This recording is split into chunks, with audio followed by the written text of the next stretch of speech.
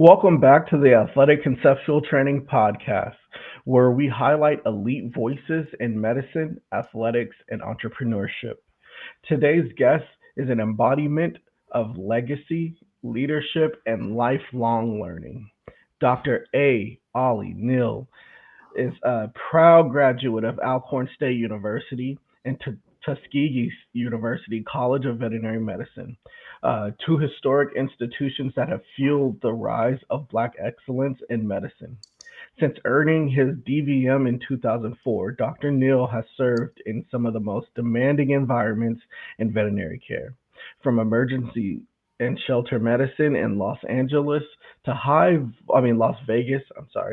in Las Vegas, to high volume clinics across Atlanta. In 2022, he became the owner of Your Friends at Dacula Animal Hospital in Georgia. And in less than 3 years, his leadership and innovation propelled the hospital to national acclaim, earning a spot on USA Today's top 100 veterinary hospitals with a score of 92.06% during the National Pet Week in 2025. But Dr. Neal's impact doesn't stop at awards. He's the creator of the CARES model: compassion, accountability, responsibility, empathy, and solutions. A philosophy now shaping how veterinary medicine is practiced with heart and purpose. He's a mentor, a visionary, and a community centered leader reshaping the landscape of veterinary ownership. Dr. Neal, welcome to the show. Thank you very much, Ryan. I love that introduction. Thank you. You're welcome. You're welcome. Well, let's just jump right in and kind of get to know you and talk about things. What inspired you to pursue veterinary medicine, and was there a defining moment from your early years on the farm? Yeah, so like most veterinarians, you kind of know at a young age what you Hmm. want to do. There's just that love and that drive there's love for animals and that drive to help every animal that you can. Hmm.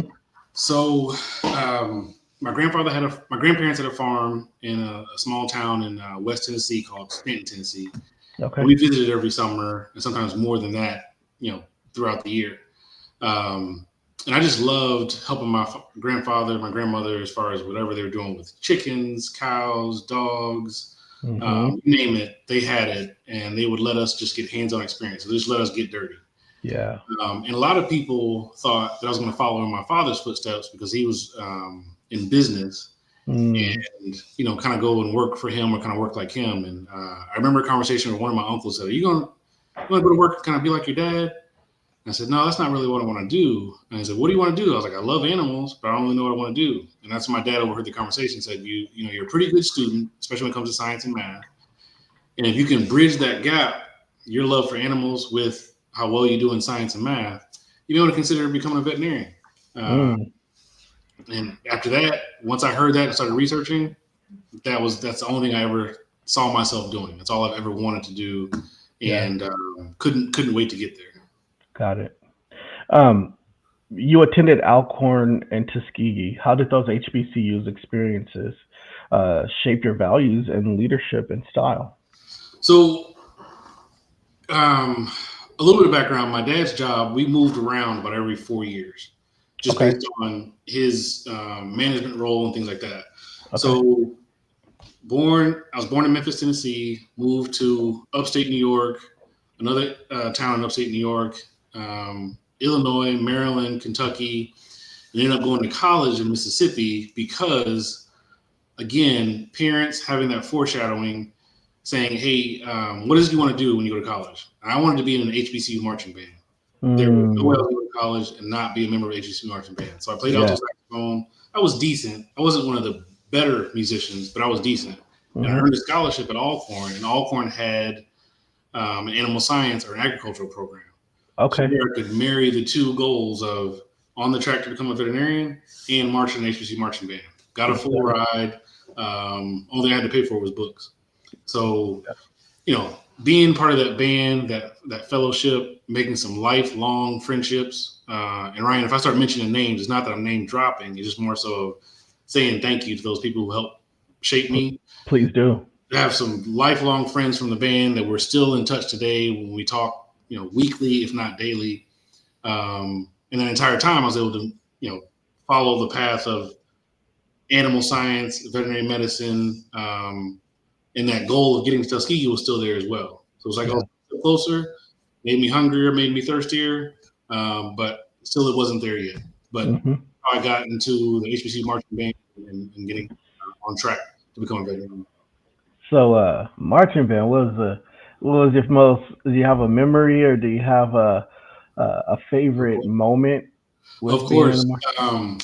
Every year, our parents used to take us, my older brother and my younger sister, we used to go to this event called the Circle City Classic Mm-hmm. in Indianapolis, where they had like a big black college football game, battle of the bands and stuff like that. And Mm-hmm. the bands performed. It was just, you just felt a chill come over.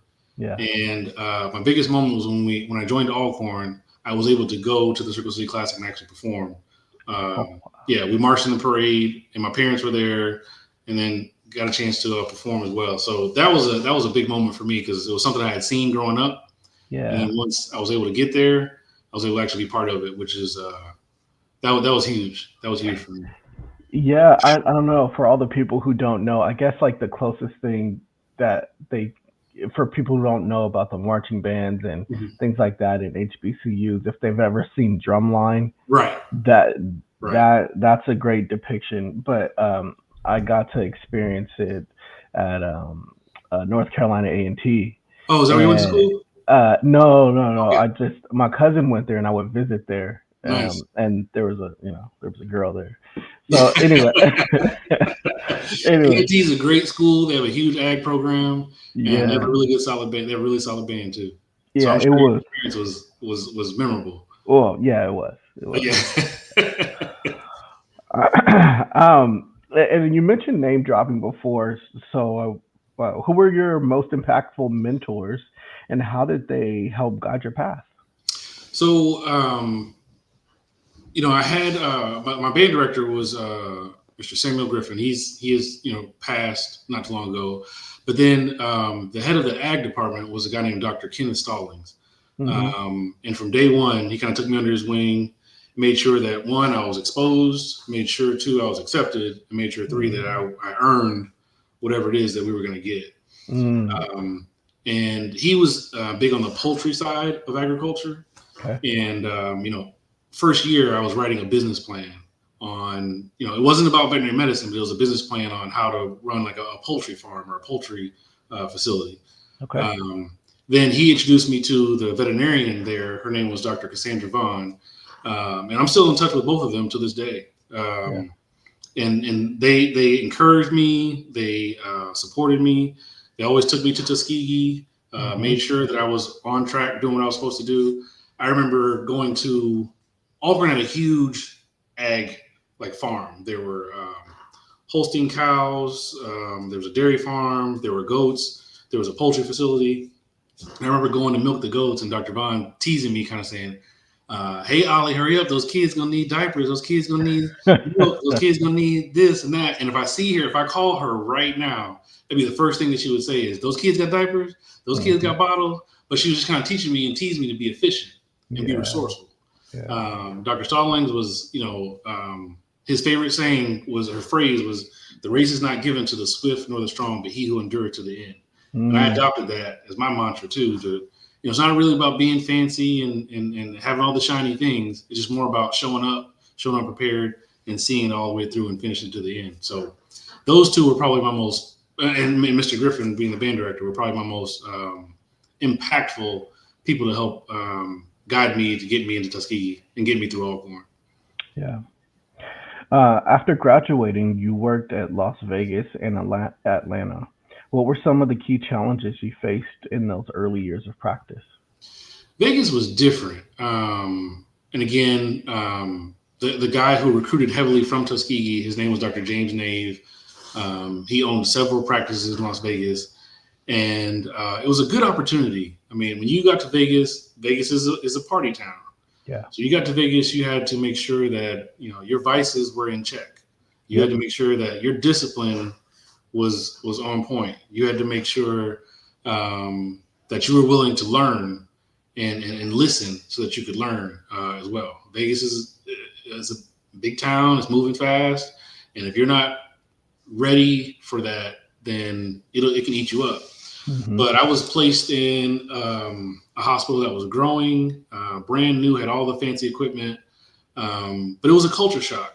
Kind of being kind of a small town kid, almost like a Southern boy, even Maryland, Illinois, upstate New York. I still consider myself like a Southern boy. So going out to Las Vegas was a culture shock. Everybody was not like me. Everybody hadn't been raised like me. Everybody hadn't had the same life experiences as me, and vice versa. I hadn't lived some of the things that I saw and experienced out in Las Vegas. So it was a learning curve both in the hospital and outside of the hospital as well. Vegas clients, I watched your interview with Dr. Joe. Yeah. And he and I don't know each other directly, but I know people who know him and haven't practiced in Vegas. But Vegas clients are tough.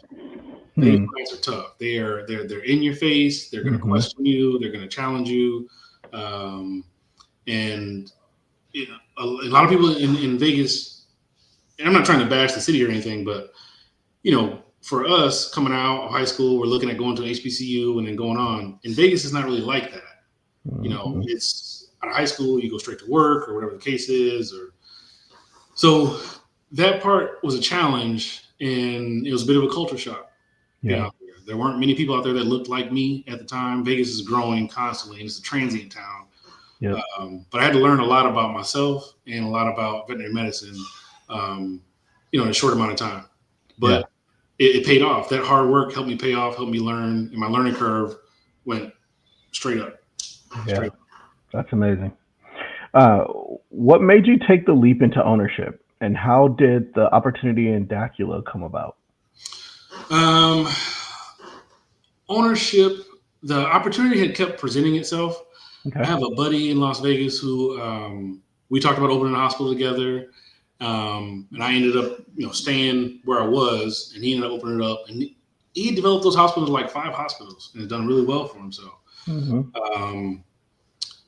But it just wasn't the right time for me. Yeah. And getting back south, because my parents had retired and were in Tennessee, so I want to be a little bit closer to home. Never really felt like the timing was right. And I was working in an emergency clinic, and a couple cases or clients and experiences with those clients kind of propelled me into it. So in Dacula is where I live, and I was driving like an hour going to this emergency hospital. And emergency medicine is just a little bit different than your average day clinic. Emotions are high, pets are sick, and money can be tight. So that means a lot of stress can come out. Yeah. And I had a case where, let me back up. I had done some relief at different hospitals, and Dacula was right down the road from me, 11 miles from my house. I'd done some relief, and the gentleman ended up getting older and getting sick, and he couldn't practice anymore. So his hospital just kind of sat dormant for about 7 or 8 months. And I ran into his wife and didn't talk to him. We were kind of talking about doing something, but again, I didn't think it was really going to come into fruition. But I had a case at the emergency clinic to where an owner actually got violent with me. And I had to kind of, put myself in a position where I either had to defend myself, whatever the case was. And the ownership at the time didn't really support me in that situation. And I'm talking to the owners of Dacula Animal Hospital saying, now might be the time.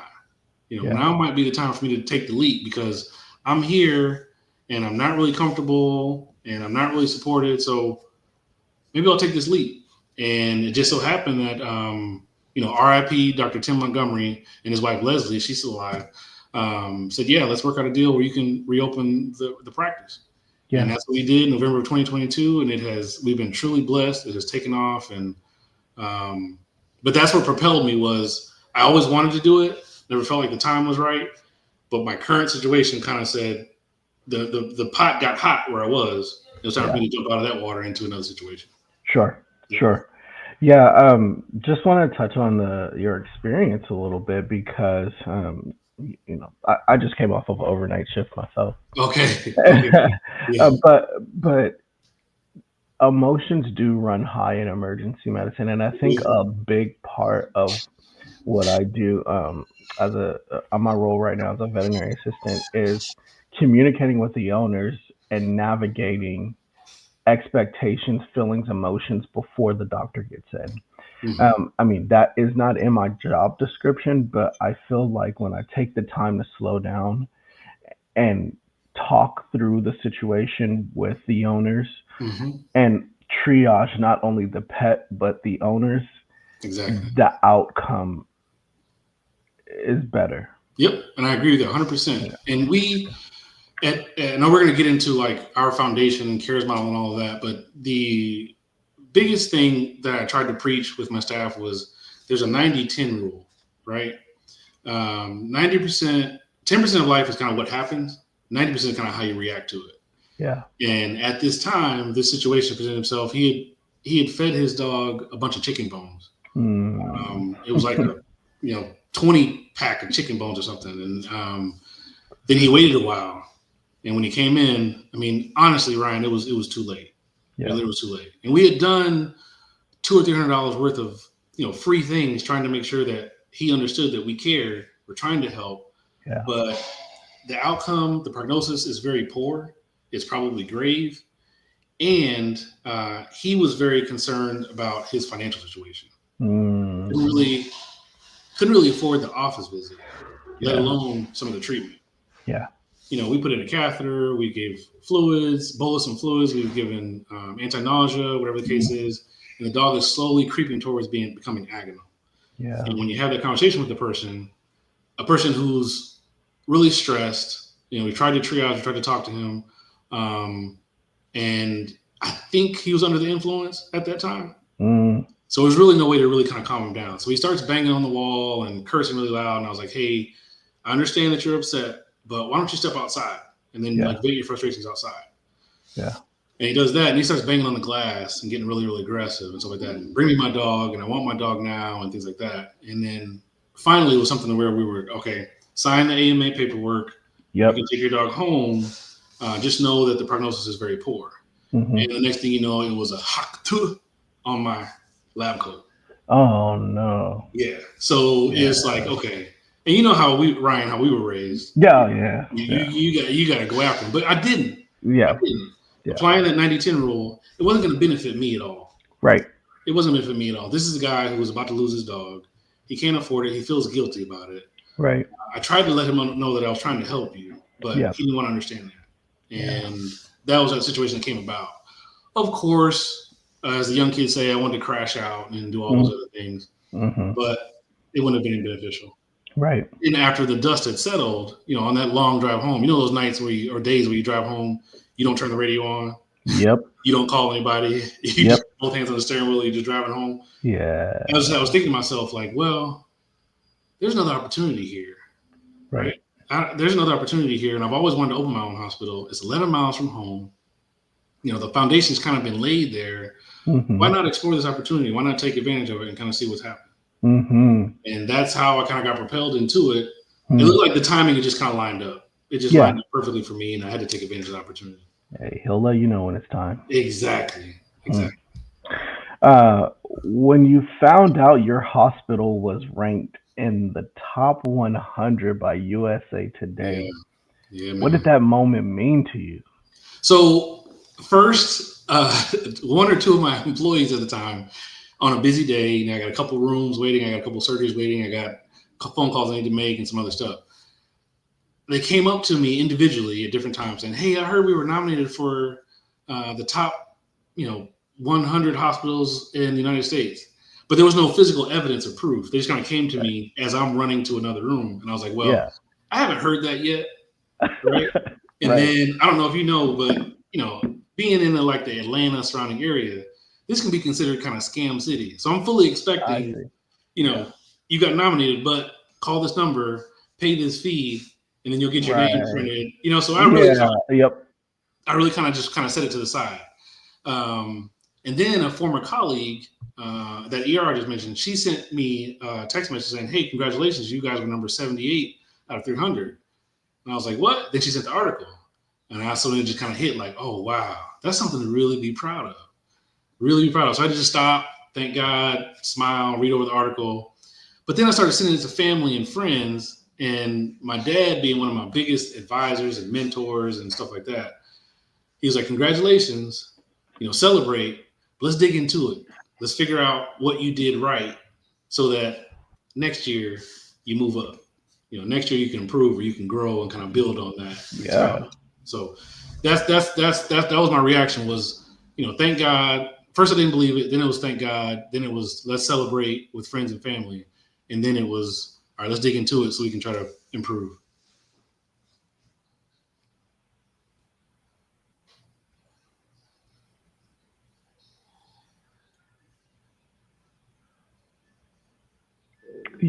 Yeah. That's such a great accomplishment and Mm. experience, and I mean, being able to even out of the whole United States, man. Yeah, it's huge. It's something that we set out to do, and it was nothing that I fully Right. expected. But Yeah. I was super proud, super duper proud. Would you say that's one of the most rewarding parts of owning and operating your own hospital is getting that validation? Being recognized by your peers, that's huge. We all want that, Yeah, right? So being for recognized sure. by your peers is something huge. But I'm just really thankful that, for one, I took the leap of faith to jump out there and try to Hmm. open up my own hospital. Um, because I heard a lot. I've been wanting to do it for a while, and I've heard a lot of no's. Heard a Yeah. lot of no's, whether it be from colleagues, whether it be banks, whether it Yeah. be landlords. It just the whole story kind of points towards we're on the right path, and that Yeah. that being recognized like that is something that says, all right, we're kind of doing something right. We're doing something Yeah. right. I mean, our building, if you saw it, our current building is 40 years old. Yeah. So when you look at the ceiling, you look at the walls, you look at the floor, and clients are giving us feedback like, y'all need to upgrade, y'all need to do this, do that. But we have some plans on moving to a different location and stuff like that. Hmm. But to be able to do it right here where we are, that's huge. It's a proud, proud moment. I really Yeah. can't put it into words, to be honest with you. Yeah, man. Um, a little bit of a transition as corporate consolidation grows in vet med. Do you think the industry is losing some of its compassion and independence? Corporatization. So, yeah, I mean, you got to take a deep breath, right? When you talk about corporates, Hmm. because I know people on both sides of it. The buddy of mine that built those practices in Las Vegas and ended up selling those. Yeah. He's 100% happy with his decision, Yeah. and I I mean, saw him put in that grit and grind and maintain, his sense of self and his personality coming out in those practices. yeah. But I've also seen to where a hospital sold to a corporate, and the clients were not happy. Yeah. Employees were not happy. Yeah. Patient care seemed to kind of dwindle. So, do I think, to answer your question directly, I think we're losing some of that. The potential is there, but I think overall, the veterinarians, the boots on the ground veterinarians are at its core still care. And Yeah. they still want to make sure that each and every pet and client is taken care of, but they're having to kind of navigate as veterinary medicine changes. And we have to embrace the change. Veterinary medicine is changing. It is It changing. has changed, and there's not a Yep. lot we can really do about it. What we can do is try to make sure that we have certain protocols, principles, foundations in place so that we are maintaining that sense of autonomy as veterinary medicine changes. I just read an article that the state of Colorado just passed that bill that there's a mid-level practitioner position available now. Oh, yeah. Yeah. Yeah. I mean, that's not a corporate thing, Hmm. but we're going to have to embrace it, whether I'm a Hmm. private practice like myself or whether it's a corporate. They're going to have to embrace that, Yeah. and it has some good to it. It has some yet to be determined about it. Yeah. But again, if those principles are there that we put patient care first and we don't put profits over people, we'll be okay, and we'll be able to maintain that sense of care. It's really interesting because I was managing a hospital that um, bought an older established practice. Mm-hmm. And it was really difficult because the people automatically pegged the corporation. I mean, they already knew the corporation was coming, and they were like, you know what, oh, the quality of care. But it was also hard because The previous owners were very involved in the community. I mean, they would come in after hours. They would allow some clients to come just walk in and give them the door code and, I'll be there in a second type of thing. Yeah. And, it, it's hard to follow that. Yes. And when I'm saying, hey, unfortunately, we can't just let you do whatever you want here. Yeah. I mean, and because there's both sides of the coin too, as far as protection and on financial insurance, all the things, and just you can't keep that as a sustainable model as a corporation. Right, and it's tough, and kudos to you for having to deal with that and navigate that change. And I'm sure that took a lot of conversations, one-on-one conversations with people. Some understood, some did not. A lot didn't. Yeah. Even if they did understand, they didn't want to accept it. Yeah, and I had some of that too. The previous owner was just hands-on in the community, hands-on, and some of it I did and followed. Some of it we had to kind of cut off to say, hey, we can't do that anymore because I can't be in two places at one time and safety and all those other things. Yeah. But for the most part, the area where I am, Dacula, and then the surrounding areas, so Dacula, Lawrenceville, Auburn, Winder, they're all cities in Gwinnett County. They have embraced me 100%. Not a Georgia boy, but they've embraced me 100% and been more than welcoming. We just hired a second doctor, Dr. Jasmine Worthy, and she's dynamic and outstanding. They've embraced her as well. So I'm truly thankful. But it does take a lot. Sometimes you have to tell somebody, hey, we can't do it that way anymore. Yeah. It's tough. Yeah. I don't know if it's like this in most other fields, but change isn't accepted very well in the animal world. Yeah. A lot of people are kind of set in their ways and kind of fixing their ways. But again, I think when it comes down to just that communication, that effective communication, and then listening to what it is that people want. Because oftentimes when you say I can't do it that way, well, they'll come with another way to do it, and maybe we kind of meet you in the middle. Yeah, and we can't. Yeah. But our hospital we have 5 principles. It's an acronym, CARES. So compassion, accountability, responsibility, empathy, and solution. And that phrase that goes with that is people don't really care how much you know. You can know the encyclopedia back and forth or forth and back, but they don't care how much you know. They want to know how much you care. Yeah. And once we were able to put that into motion, some of those change things were more acceptable. Yeah.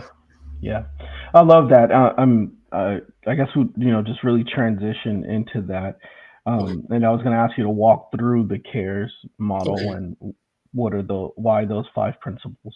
Yeah. So it kind of picked up along the way, just, my 20-year journey, well, 21 now, of just the way different people ran their hospitals and managed their hospitals and things like that. But, being compassionate, I think that just comes with owning a pet, working with pets, working with animals and stuff like that. Just showing a sense of compassion about, hey, we hear you. We understand what your situation is, what your position is, and this is what we propose. And again, if we can meet in the middle, then that's what we're going to do. Because everybody's situation is different. Yeah. And you never really know what somebody else is going through. Skipping into that accountability piece, and the CARES model is kind of like a child or children to me. You're not supposed to have a favorite. That accountability piece, that's my favorite. Okay. The reason it's my favorite is, excuse me, to really grow and develop in life, in veterinary medicine and business. And I learned this from my father. I learned this from a veterinarian I worked for named Dr. Paul Dutcher. He was my medical director at the time. When you have that one-on-one conversation with yourself and you look in the mirror and really kind of peel the layers back and you're honest with yourself, sometimes it's a little uncomfortable. It can be downright painful, right? Yeah. Even with your athletic conceptual training, right? When you're all watching film and you have to call a player out to say, hey, you didn't make the play. You didn't make the move. And we went over this in practice already. And you didn't make the play. That's tough. Yeah. People want to hear that. So when you're looking in the mirror saying, I didn't offer that dog everything I was supposed to offer that dog. I didn't really, give that client all of her options that she was supposed to have. That's painful and it's tough, but that's the only way you're really gonna be able to grow. Right. Responsibility. I think it goes without saying. We have a responsibility to these pets. Each and every veterinarian, when we graduate, we take an oath, to do no harm, and that's our responsibility to do that. Empathy. I mean, I think that comes naturally too. If you have a heart, you have to be empathetic, but not only to our clients outside of our building, we got to be empathetic to our colleagues and our teammates too. Whew. It's tough sometimes. It's tough what some of these people are going through. We all have something going on in our personal life, and we got to be patient with people. We got to be empathetic with people, what they're going through, and figure out how to work with them. For somebody who may call out a bunch of times, you don't know what they're going through. Now, there are people who will take advantage of you. There's no doubt about that. But there are some people who really need that time off. So maybe we cut back on your schedule. Right. Maybe we change your schedule so you can figure out how to, maximize your hours, whatever the case is. Right. And then solutions. This is kind of me being an older curmudgeon, but you can come to me. I got an open door policy, but please bring a solution. Yeah. Please bring a solution because I don't have my fire extinguisher runs empty, putting out all these fires. Yeah. Please bring a solution like, hey, Dr. Neal, this isn't really working. And you know how it goes. When you clock in, hey, Ryan. Mm-hmm. Hey, Ryan. And you're on the phone. Somebody's hovering. Hey, Ryan. Mm-hmm. Right? And so please have a solution in mind so we can kind of work together to get the problem fixed. I can't fix all the problems. I can't put out all the fires. We got to work together to get some of these done. And that CARES model has guided me personally and professionally. And I think when my dad asked me, well, how do you think you all got nominated for the top, number 78? I was like, this probably comes down to our CARES model. And just let them care. And now we're trying to show them how much we know. Yeah. Yeah. That, man, one thing I am big on, and why I even started the Veterinary Professionals podcast, was because I wanted to start redefining the narrative and I wanted to highlight all the individuals, because you as an owner doesn't just mean one thing. That's right. You're actually 12 things. That's right. Being a hospital manager isn't just managing a hospital. It's managing 50 things. That's right. Being an RVT, a vet assistant, kennel assistant, it doesn't just mean what's in that job description. That's right. And we're in a field full of individuals who can actually juggle multiple things at once, but we're hard on ourselves. We're hard on each other. Very critical of one another. We're our own worst enemy sometimes. Yeah, and we need to. I just want to spend time with the people, asking, like we're talking right now. What are some of your wins? What are some of your fails? Let's highlight you. Yep. And we need that. We definitely need that. And I just want, that's, some people are like, hey, how does the athletics and the vet come together? They don't really, but they do for me, because it's in my, those are the two things that I'm working on. And hand in hand, I think that they complement each other, because as I'm coaching in sports, I apply some of those things in, my leadership style, or how I approach a busy day, being in an emergency department, and I know that I can't do it by myself. Yeah.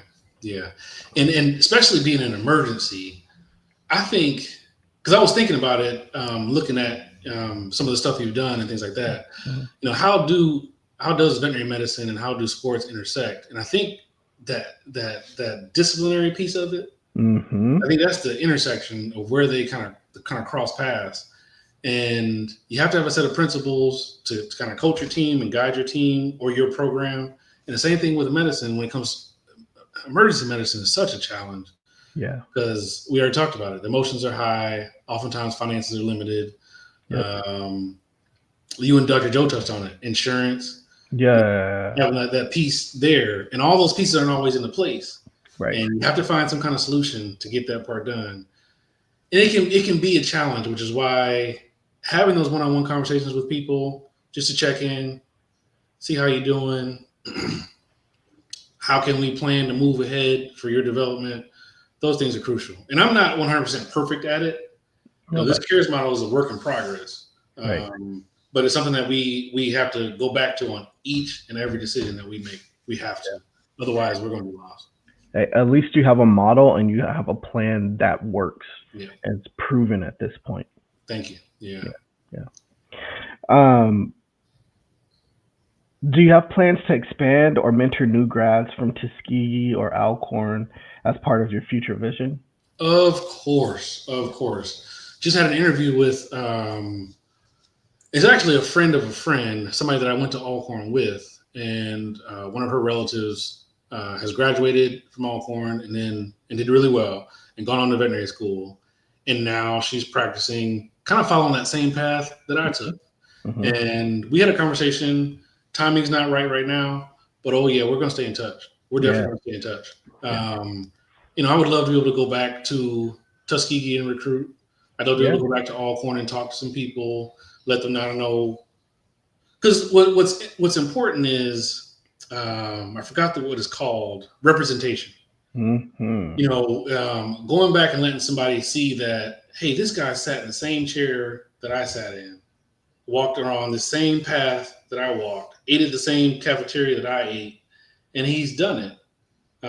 Which means I might be able to do it too. Yeah, you're darn right, you can. So go ahead and try, insert yourself. You just never know where you're going to end up. So we want to grow. We got to move this location. That's taking a lot of my time and resources right now. But after that, we want to grow and we want to be able to create more opportunities for people as well. And not just, Blacks, but Latino community. Mm-hmm. Everybody is welcome at Georgia Veterinary Medical Group and your friends at Dacula Animal Hospital. We want a diverse culture.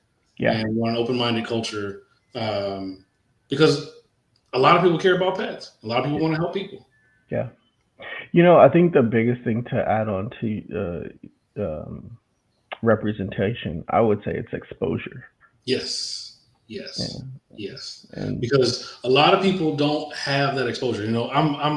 I need to be super thankful that I was able to go down to my grandparents' farm and do and experience some of the things that I experienced. Mm-hmm. Because without that exposure, I probably would be like, yeah, I'd like to be a vet, but I don't know how to get there. Right. Yeah. Right. Yeah. That's one of the things that I'm hoping to be able to be in a position to with this podcast too, is just give more awareness and exposure to the field because I remember growing up, there wasn't, hey, animal care. Yeah. That just wasn't a thing. Yep. So a lot of work to be done there. I agree with you 100%. I mean, even with that exposure though, and there's just no knock at my parents and nothing like that at all, but pets weren't really allowed inside. Yeah. When I was coming up.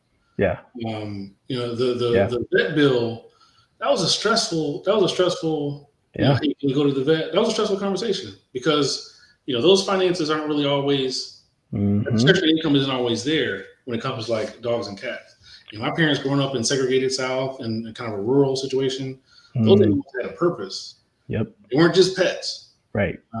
So me growing up that way and then having the exposure that I had, I still had to learn what that human animal bond meant to each and every individual. Yeah. And boy, there's some stories. I mean, most veterinarians could tell you, we could write books on just some of the stories about this person was diagnosed with a terminal illness. The only person there was the pet. Right. This person lost a job. The only person there was the pet.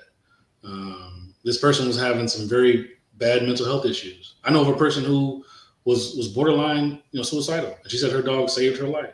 So she was sitting on the couch thinking about making her plans to do it that day, and the dog came over and nudged her and was like, "Get up, get up. Let's go for a walk." Pull on her to the bathroom, go take a shower. Those things I didn't experience coming up. So having those experiences when I'm talking to clients and dealing with that, it lets you know just how important pets actually can be to people. Yeah. And that exposure is a really important. Exposure and representation is huge. It's huge. Yeah. So I love this podcast that you're doing. I love this. Yeah, thank you. What does legacy mean to you at this stage of life and in your career? It's a good one. I don't know if I'm in a position to say just yet. Okay. I still feel like I got a lot of work to do. Okay. I still feel like I'm still trying to create a legacy. I will say this is that I know that I'm standing on the shoulders of a lot of people who've gone before me. Oh yeah. And I'm doing my best to represent their legacy.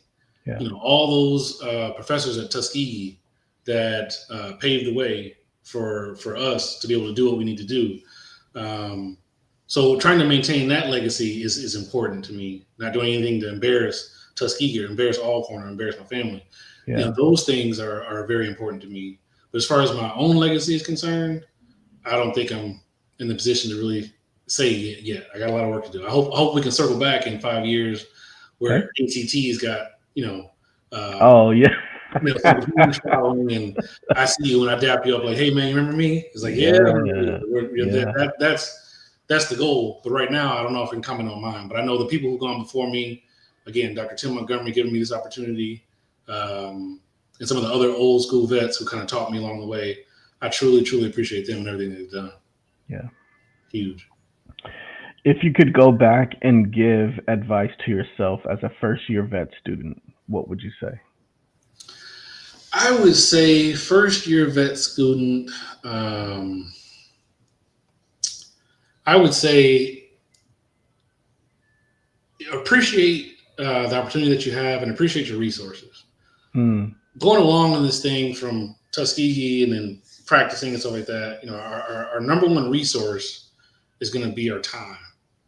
Managing my time well and doing that. There are probably times where I could have taken advantage of other opportunities and I didn't. I was so focused on how much stress I had and how much studying I had to do and how little money, how much, I didn't have any money and things like that. Not taking advantage of that time. And then the second resource I think, which is very, very important, is the people around you. Yeah. I had some really, really smart classmates, really, really smart classmates that, I studied with, trying to keep up with to help me kind of expand my study skills and stuff like that. But boy, did I have some smart, talented classmates. And they're going on to do really, really, really, really well. But I was just so focused on, this is stressful. Am I going to make it? This is stressful. Am I going to make it? From year to year to year to year. And just stopping and taking advantage of your time and the people around you. Yeah. I think it's something I'd have a conversation with my first year. What advice would you give to a veterinary assistant or technician dreaming of owning a clinic one day? Do it. Do it. Do it. I may get some flack from colleagues, right? Yeah. That may say, well, why would you say that and stuff like that. Veterinary medicine has changed so much and it's going to continue to change. Again, that mid-level practitioner position, that's going to be, it's going to be huge. It's going to be huge. It's going to free up a lot of time for veterinarians and create a lot of opportunity for people. Yeah. So if you're an RVT and you want to make that transition, you really don't want to go to vet school. Let's say you don't want to go to vet school. Let's say you don't want to go into debt, hundreds of thousands of dollars of debt. You don't want another 4 years, stuff like that. Maybe that mid-level practitioner position puts you in a position to where ownership. I actually know of a veterinary technician here in the Atlanta area that, he and his wife have their own clinic. Yeah. And I worked for them before, and they're 100% happy. They have a vet. They've had a couple vets, and they provide decent care for pets and people. They have a niche, so I would say do it because you don't know where you're going to end up. Yeah, one of the things that I take away from all of that too is, I believe even with the scope of things in the world, in the United States right now, it's tough. But this is also a place where we can You can have an idea and chase that idea. That's right. That a lot of people come here to do that, That's right. and we forget to apply that to ourselves. That's right. That's right. I agree with that 100%. So there's always going to be stuff, but you don't try, you don't.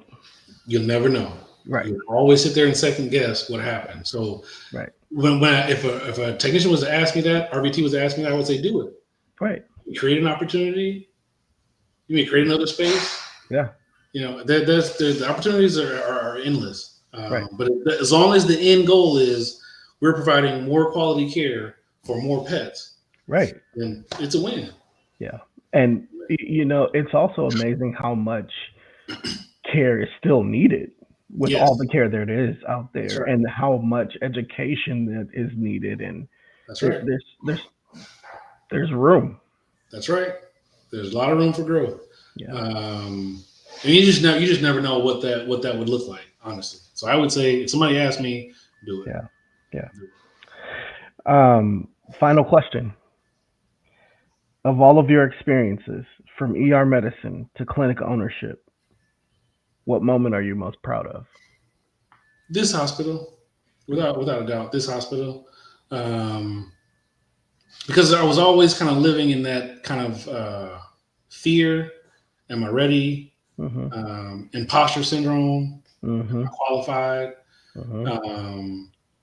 And things like that. But it really boiled down to when the time was right, I had to go ahead and take that leap. And then as we're cruising along, because that first week of being open and stuff like that, or first month, I guess, of being open, it's like, am I going to make payroll? Yeah. My mind always went back to, and this is some of my internal craziness, but my mind always went back to, am I going to be like one of those 70s blaxploitation films where I'm running out of the back, sliding across the hood of a deuce and a quarter, like, hey, your check is going to bounce, but call me on Monday. But, just making sure that, that we were doing things the right way and getting the results that we needed to get. Yep. So those were the small wins for me, is that we were there, 6 days a week, we were available, clients were happy, we were getting positive reviews, the momentum was good. And then boom, you get blindsided with this kind of recognition amongst your peers and amongst your clients. Yeah. That's probably one of the most proudest moments that I've had along my journey right now. Yeah, that's amazing. That's amazing. Well, man, it's been an honor. I'm loving your journey, loving what you're doing. Thank you, man. I'm going to do everything I can to continue to tag and support. And, thank you so much. I'm resource in any way that I can be.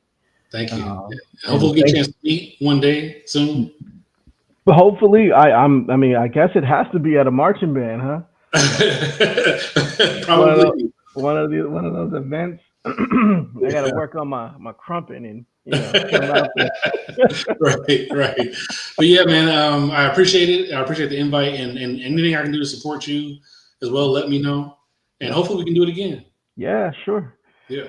Well, that was more than a conversation. That was a masterclass on purpose-driven leadership.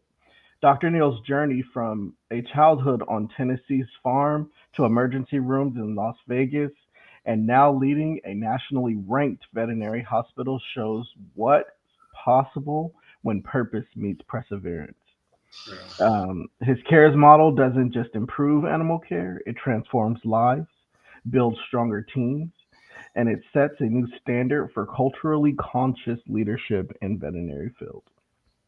This episode marks a powerful moment for Athletic Conceptual Training Podcast as we continue to celebrate Black excellence, entrepreneurship, and voices that are changing their industries from the inside out. Dr. Neal, thank you for your example and your energy. To our listeners, if this inspired you, share the episode, subscribe, and stay locked in because we're not just telling stories, we're building legacies. Thank you so much, Ryan. Enjoy it. Thank you. You have a good day. Bye.